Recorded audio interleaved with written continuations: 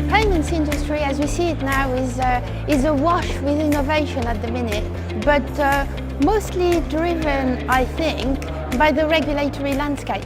So the regulatory landscape, specifically with the Second Payment Services Directive, has actually generated a lot of interest and a lot of new technology entrants trying to challenge the incumbents.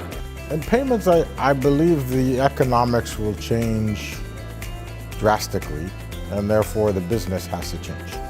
We make money today on a commodity service, which is accepting payments. I think the expectation will be that's done for free. We have to add value elsewhere.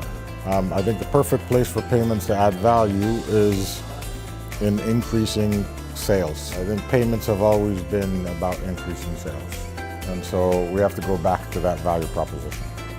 Fraud, PSD2, data, it's always about the big disruption, but there's not a real big disruption within the payment industry. We're just making this industry more efficient and handle it in a better way. We're all fascinated by the new technology, but the businesses are all to do with regulatory change. And for the coming year, this means GDPR, PSD2, SCA, the transition to open banking. I mean, several people have talked about how big that's going to be. So for the coming year, I think we'll be very focused on those areas. I think it's going seamless, cashless. Quite important for us to make sure that the checkout is quite short. Earlier it used to be like 10-page checkout, and now the pop-up is just on the same page. Customer prefer to have even quicker checkout than before. Current challenges that I see facing our industry as a marketplace would be working with customers' data.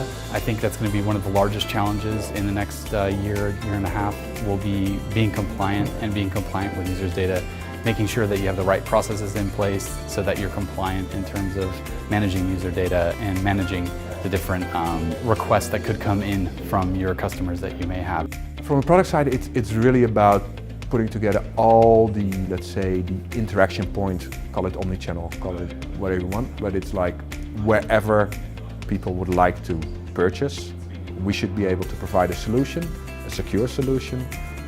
On the merchant side, we should be able to provide the data and, let's say, the tools to manage their payments, chargebacks, fraud, all those things. If you don't have the overarching view and capabilities to bring those channels together, so regardless how your customers wish to interact with you, you will not be able to truly offer an omnichannel proposition.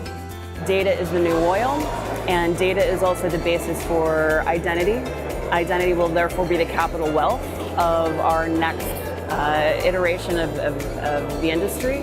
And anything that has to do with maintaining privacy around identity, the ability to permission and accept or initiate a transaction or a value exchange is going to be much more important. 90% of this industry doesn't know even the data on which to build the models yet.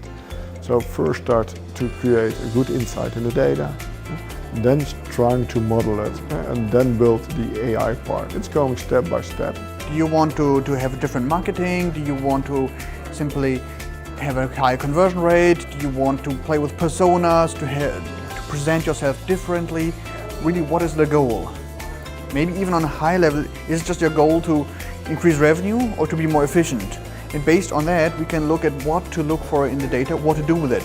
I think that at some point, those payment service providers will need to evolve to allow also a layer of the company that is using them to experiment on the interface and the schemes that they provide.